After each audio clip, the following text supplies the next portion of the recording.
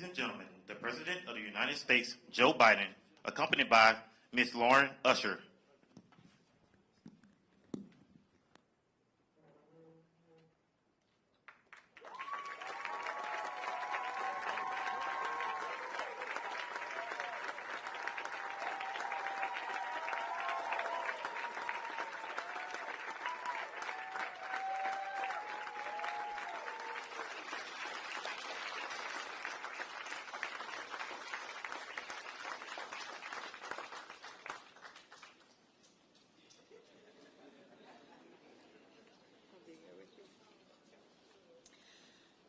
When I enrolled as an undergraduate at the University of Pennsylvania, my grandmother gave me a manuscript written by her great-grandfather, J.B. Stratford. It was a memoir that began with J.B.'s father buying his own freedom from enslavement in Versailles, Kentucky, and continued through J.B.'s life as a successful business owner and hotelier in Tulsa, Oklahoma. It was by reading this memoir that I understood a part of family history that had only been spoken about in whisper. The Tulsa race massacre that had destroyed our family business and criminalized our patriarch, J.B. Stratford. Educated at Oberlin College and Indianapolis Law School, J.B. had a hotel business in Tulsa that would have been worth over $2 million in today's money.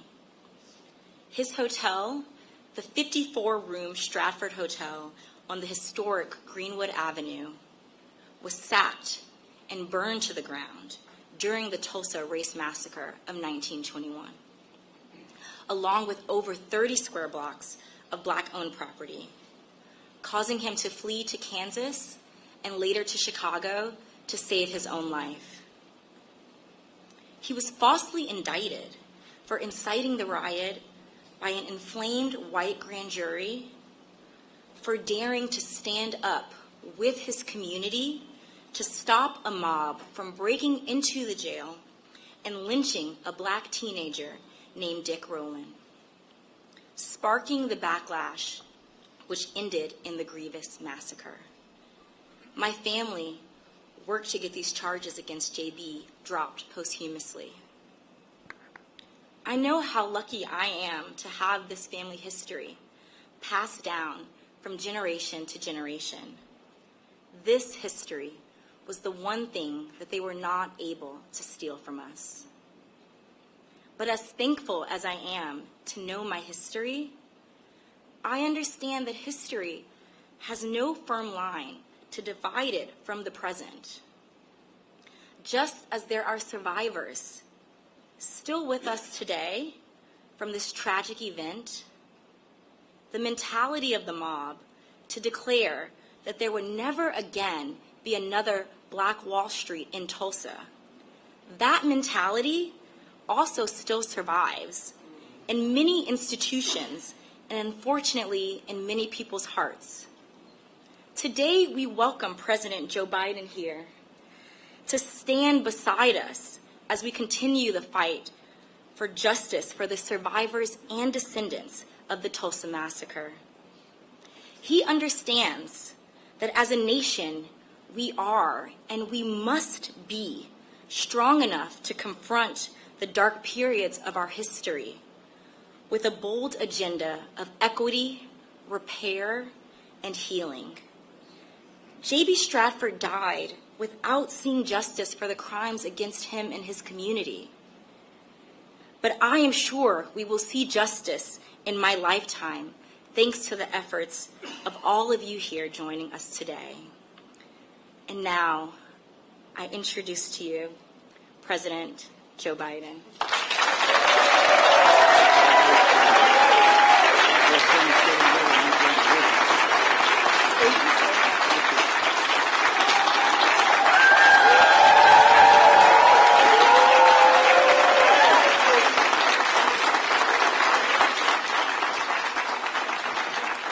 Thank you. Please, if you have a seat, sit down. And I got to make one check.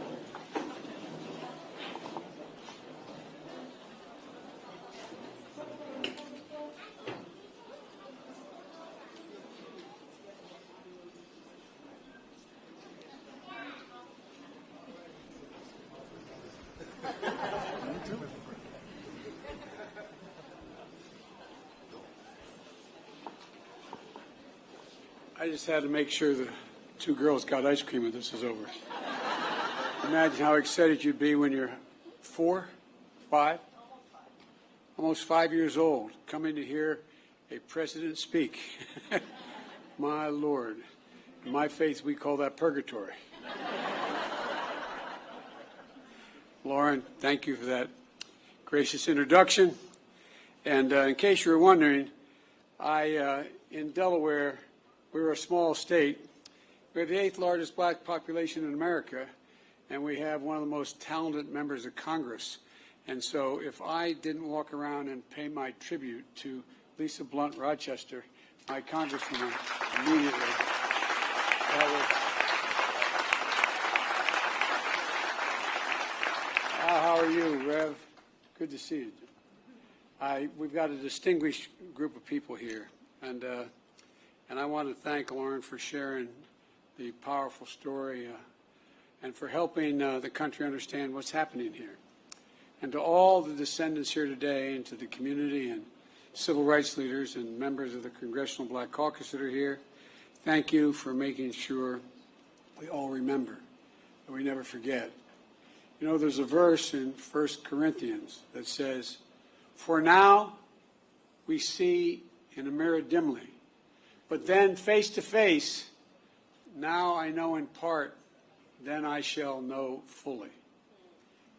It is, I just toured the Hall of Survivors here in Greenwood Cultural Center. And I want to thank the incredible staff for hosting us here. And I mean that sincerely. Thank you. And if I didn't say what my father would insist on, please excuse my back. I apologize. But in the tour I met Mother Randall, who's only 56 years old. God love her. And Mother Fletcher, who's 67 years old. And her brother Van Ellis, who's 100 years old. And he looks like he's 60. Thank you for spending so much time with me. I really mean it. It was a great honor, a genuine honor. You are the 3 known remaining survivors of a story seen in the mirror dimly. But no longer. Now your story will be known in full view. The events we speak of today took place 100 years ago, and yet I'm the first president in 100 years ever to come to Tulsa. And I say that not as a compliment about me, but to think about it. 100 years and the first president to be here during that entire time. And in this place, in this ground, to acknowledge the truth of what took place here. For much too long, the history of what took place here was told in silence, cloaked in darkness. But just because history is silent, it doesn't mean that it did not take place. And while darkness can hide much, it erases nothing. It erases nothing. Some injustices are so heinous, so horrific, so grievous, they can't be buried, no matter how hard people try. And so it is here. Only with truth can come healing and justice and repair. Only with truth. Facing it. But that isn't enough. First, we have to see, hear, and give respect to Mother Randall, Mother Fletcher, and Mr. Van Ellis.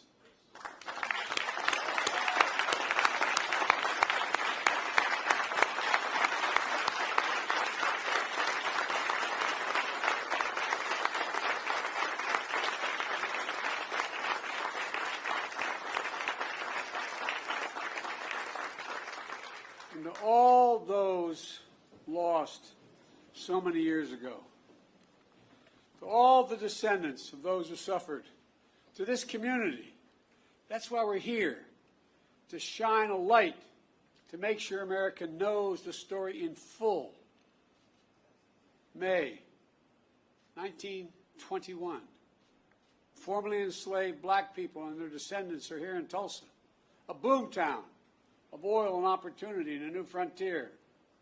On the north side, across the rail tracks that divided the city already segregated by law, they built something of their own, worthy of their talent and their ambition. Greenwood, a community, a way of life. Black doctors and lawyers, pastors, teachers, running hospitals, law practices, libraries, churches, schools. Black veterans, like the man I had the privilege of giving a command coin to, who fought, volunteered and fought and came home and still face such prejudice.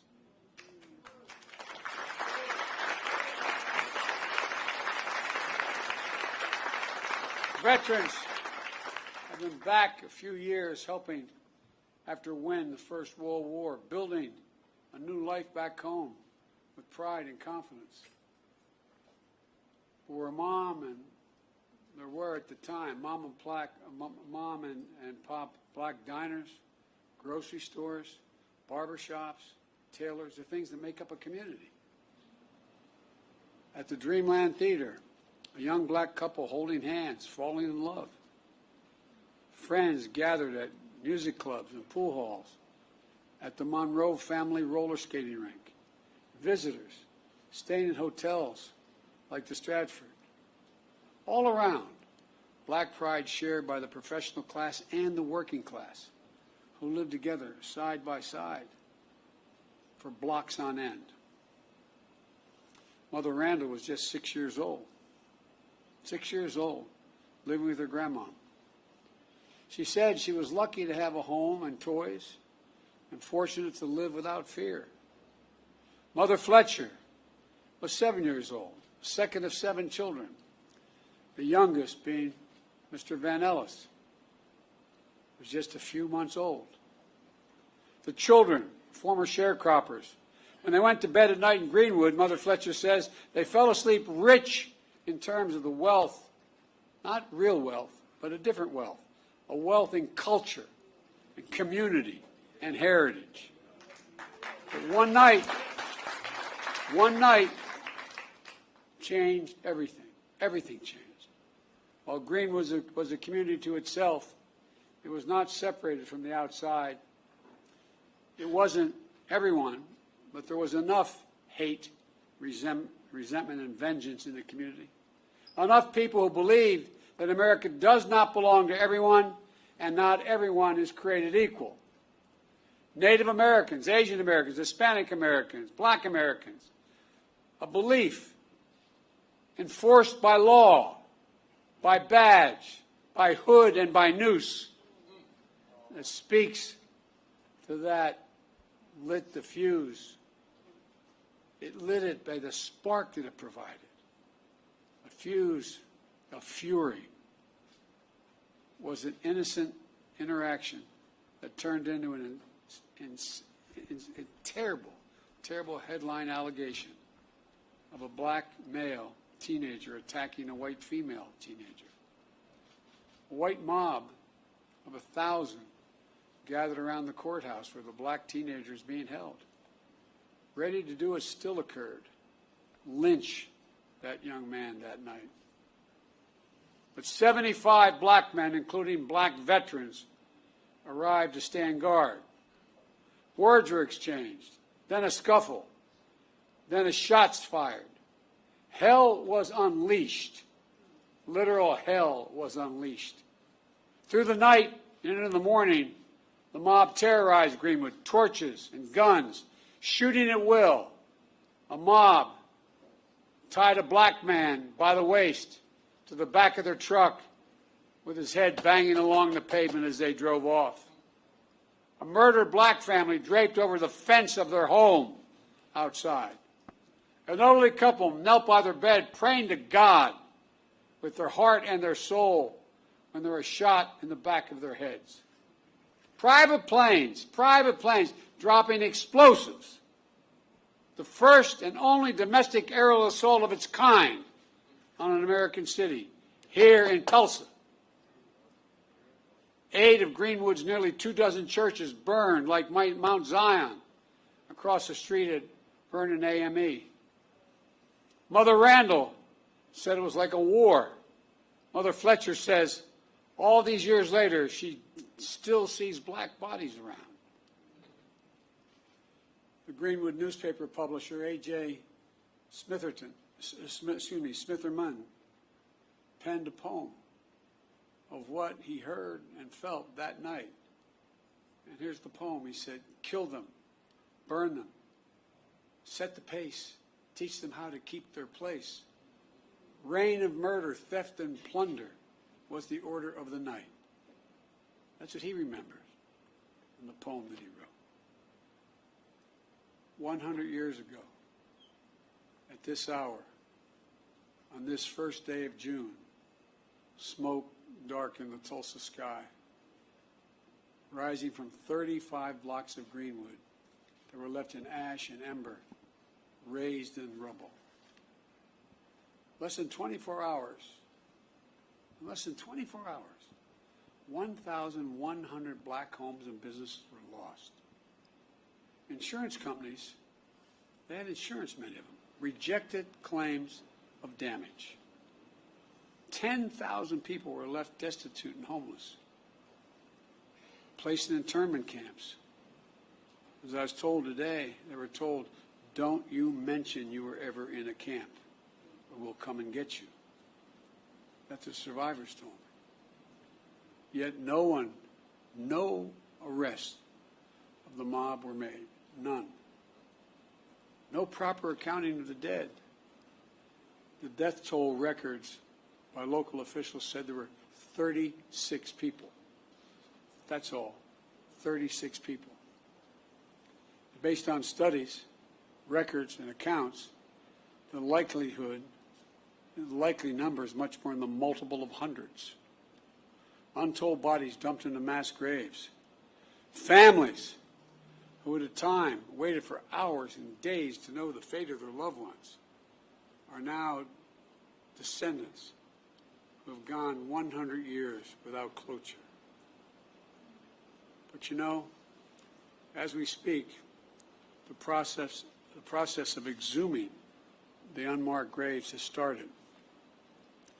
And at this moment, I'd like to pause for a moment of silence for the fathers, the mothers, the sisters, sons and daughters, friends of God and Greenwood. They deserve the dignity and they deserve our respect. May their souls rest in peace.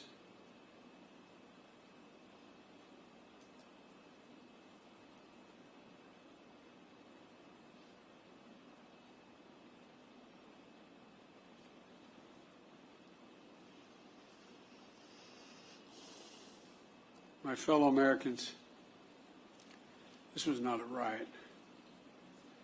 This was a massacre.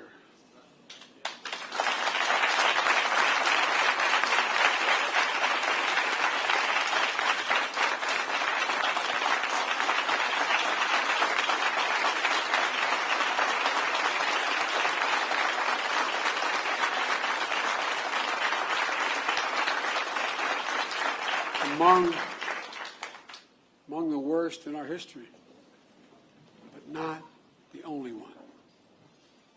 And for too long, forgotten by our history.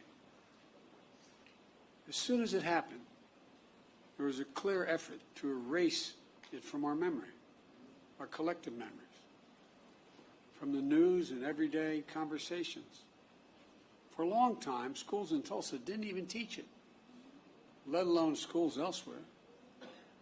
And most people didn't realize that a century ago, the second Ku Klux Klan had been founded. The second Ku Klux Klan had been founded. A friend of mine, John Meacham, I'd written when I said I was running to restore the soul of America.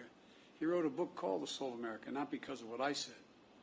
And there's a picture about page 160 in the book showing over 30,000 Ku Klux Klan members in full regalia, Reverend. Pointed hats, the robes, marching down Pennsylvania Avenue in Washington, D.C., Jesse, you know all about this. Washington, D.C. If my memory is correct, there were 37 members of the House of Representatives who were open members of the Klan. There were 5, if I'm not mistaken, could have been 7, I think it was 5, members of the United States Senate, open members of the Klan. Multiple governors were open members of the Klan. Most people didn't realize that a century ago the Klan was founded just 6 years before the horrific destruction here in Tulsa. And one of the reasons why it was founded was because of guys like me who are Catholic. It wasn't about African Americans then. It was about making sure that all those Polish and Irish and Italian and Eastern European Catholics who came to the United States after World War I would not pollute Christianity. The flames from those burning crosses torched every region of the country. Millions of white Americans belonged to the Klan, and they weren't even embarrassed by it. They were proud of it. And that hate became embedded systematically and systemically in our laws and our culture. We do ourselves no favors by pretending none of this ever happened, or it doesn't impact us today, because it does still impact us today. We can't just choose to learn what we want to know and not what we should know.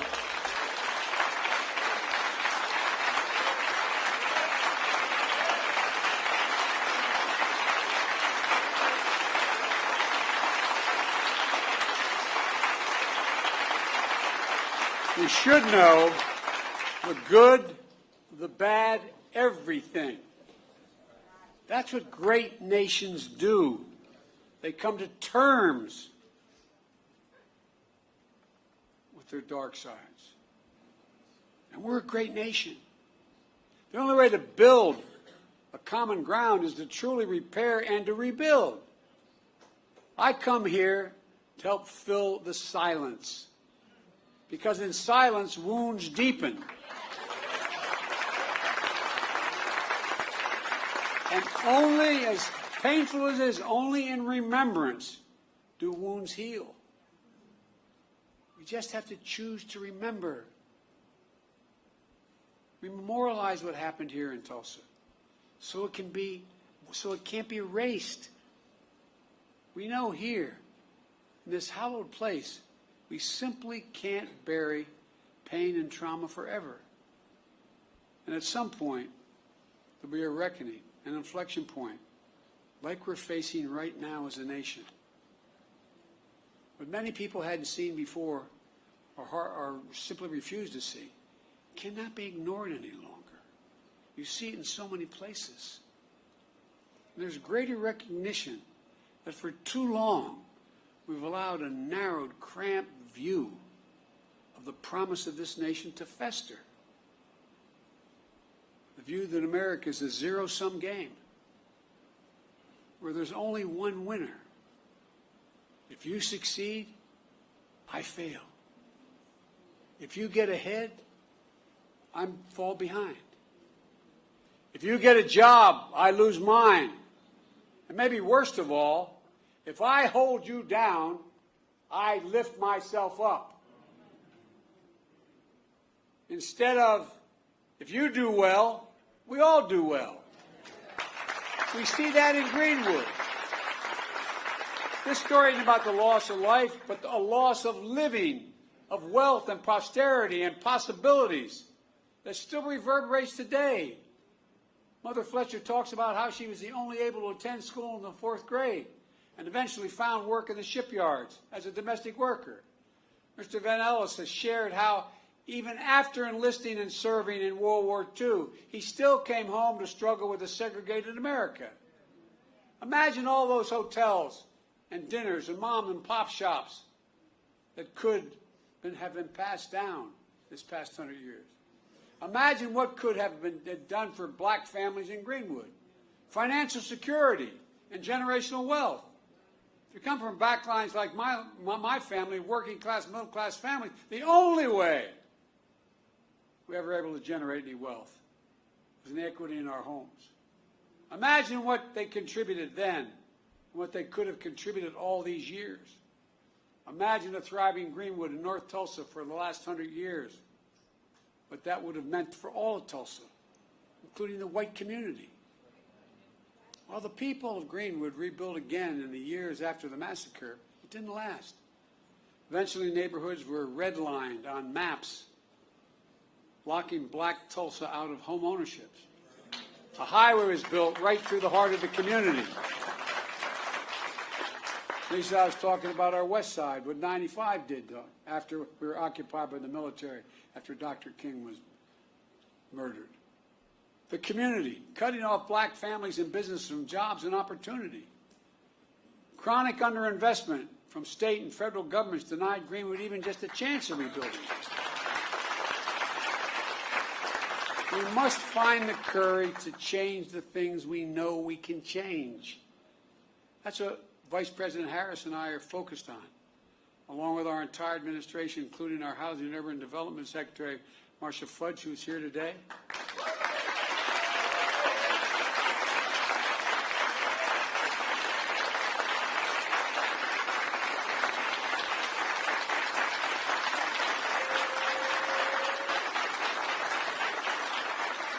Because today we're announcing 2 expanded efforts targeted toward black wealth creation that will also help the entire community.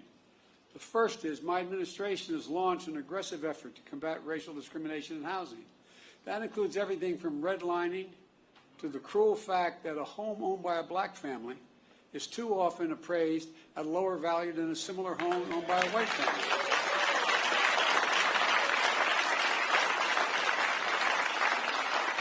And I might add, and I need help if you have answered this one, I can't figure this one out, Congressman Horsford, but if you live in a black community and there's another one on the other side of the highway, it's a white community, it's built by the same builder, and you have a better driving record than the guy with the same car in the white community, you're paying more for your auto insurance.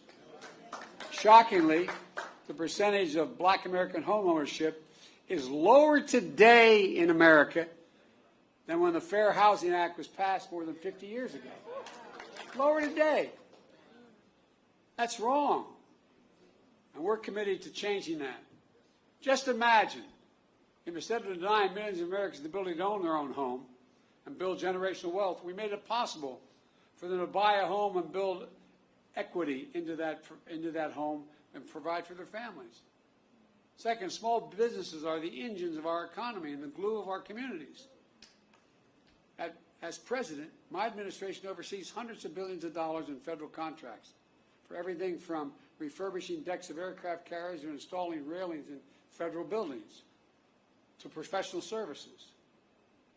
We have a thing called, I won't go into it all, but there's not enough time now, but I'm determined to use every taxpayer's dollar that is assigned to me to spend going to American companies and American workers that build American products.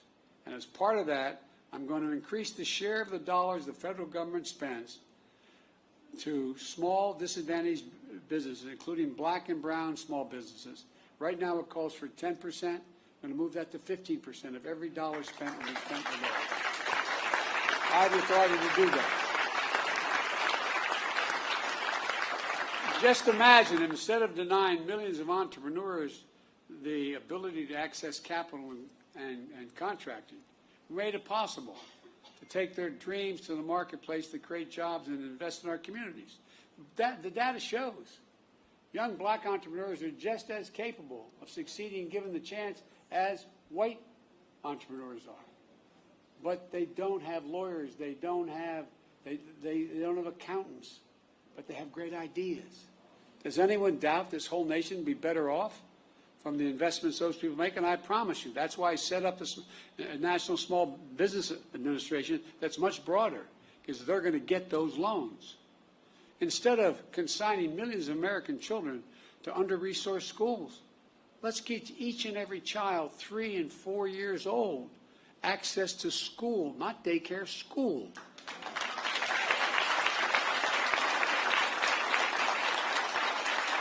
In the last 10 years, studies have been done by all the great universities. It shows that it increased by 56% the possibility of a child, no matter what background they come from, no matter what.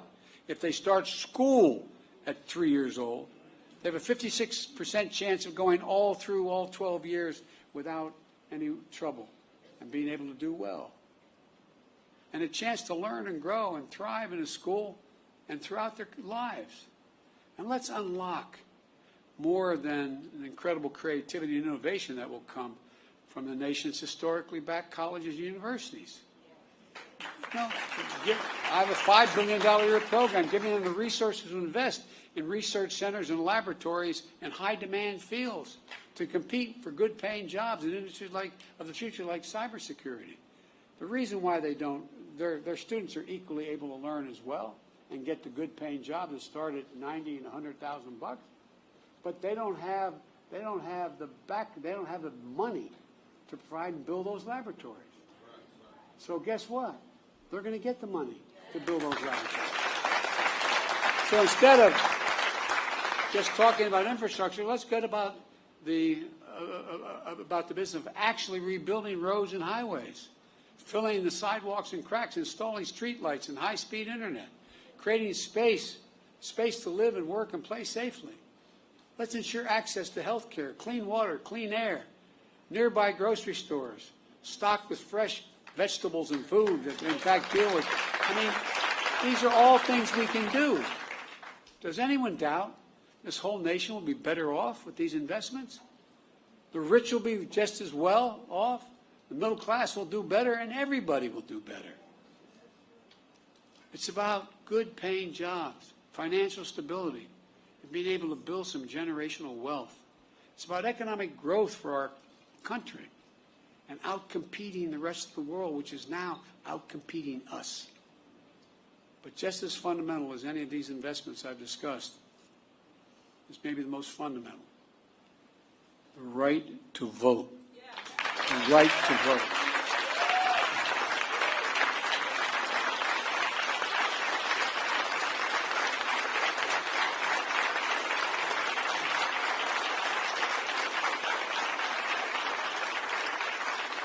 A lot of the members of the Black Caucus knew John Lewis better than I did, but I knew him. On his deathbed, like many, I called John to speak to him. All John wanted to do is talk about how I was doing. He died, I think, about 25 hours later. But you know what John said? He called the right to vote precious, almost sacred. He said the most powerful, nonviolent tool we have in a democratic society. This sacred right is under assault with incredible intensity like I've never seen, even though I got started as a public defender and a civil rights lawyer. With an intensity and aggressiveness that we've not seen in a long, long time. It's simply un-American. It's not, however, sadly, unprecedented. The creed, "We shall overcome," is a long-time mainstay of the civil rights movement, as Jesse Jackson can tell you better than anybody. The obstacle to progress that have to be overcome are a constant challenge. We saw it in the 60s. But with the current assault, it's not just an echo of a distant history. In 2020, we faced a tireless assault on the right to vote. Restrictive laws, lawsuits, threats of intimidation, voter purges, and more. We resolved to overcome it all, and we did. More Americans voted in the last election than in the midst of a pandemic, than any election in American history. You got voters registered. You got voters to the polls. The rule of law held. Democracy prevailed. We overcame. But today, let me be unequivocal. I've been engaged in this work my whole career, and we're going to be ramping up our efforts to overcome again.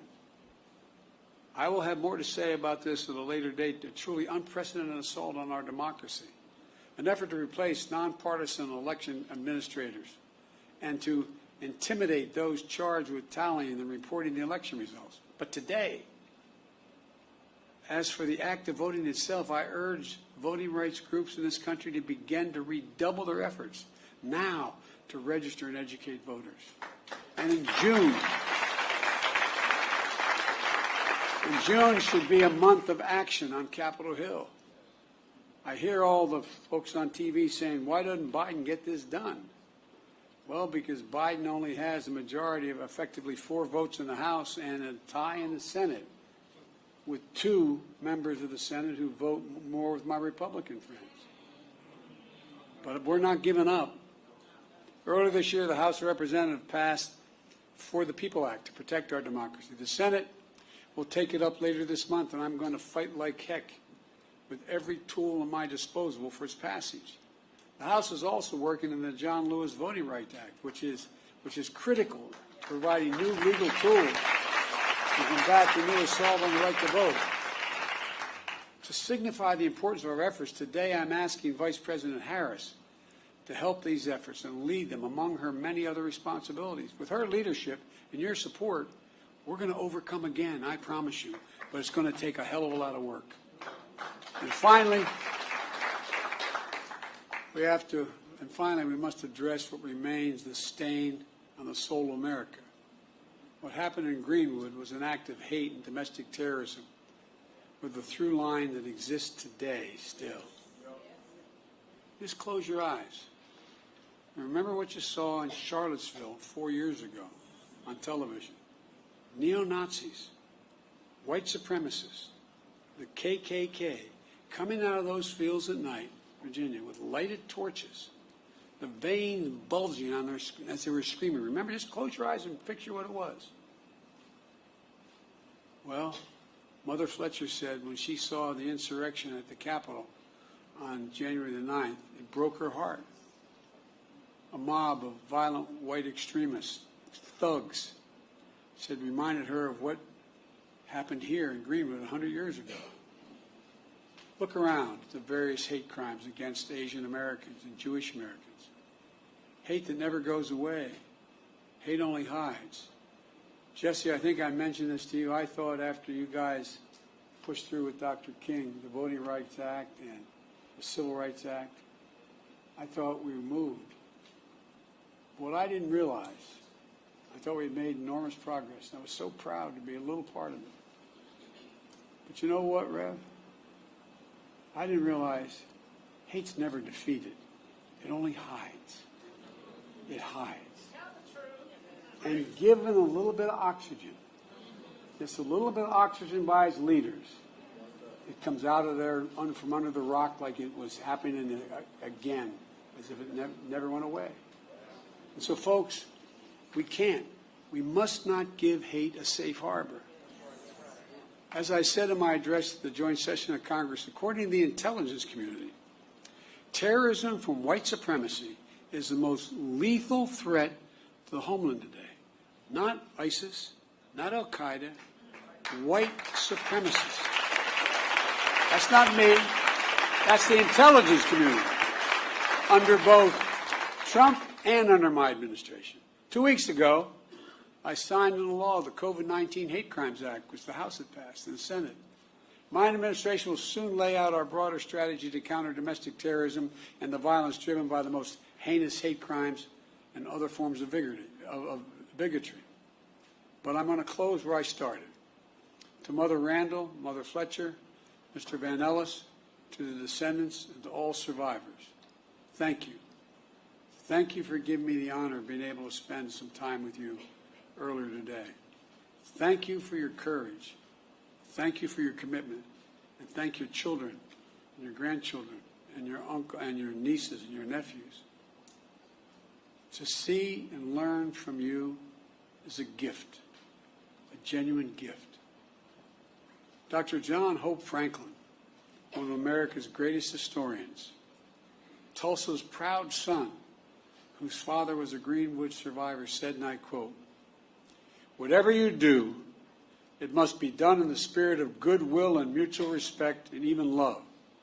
How else can we overcome the past and be worthy of our forebears and face the future with confidence and with hope?"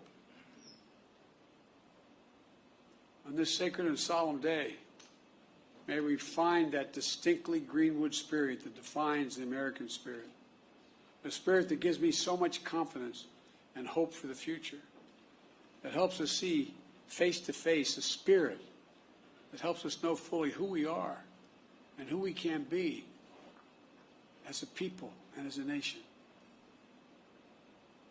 I've never been more optimistic about the future than I am today. I mean that. The reason is because of this new generation of young people. They're the best educated. They're the least prejudiced. They're the most open generation in American history. And although I have no scientific basis for what I'm about to say, but those of you who are over 50, how often did you ever see advertisements on television with black and white couples? Not a joke. I challenge you, find today, when you turn on the stations, sit on one station for 2 hours, and I don't know how many commercials you'll see, lay 8 to 5. 2 to 3 out of 5 have mixed-race couples in them. That's not by accident. They're selling soap, man. Not a joke. Remember old Pat Goodell used to say, you want to know what's happening in American culture? Watch advertising. Because they want to sell what they have. We have hope. And folks like you, honey. I really mean it. We have hope. But we've got to give them support. We have got to give them the backbone to do what we know has to be done. Because I doubt whether any of you would be here if you didn't care deeply about this. You're sure the devil didn't come to hear me speak. But I really mean it. I really mean it.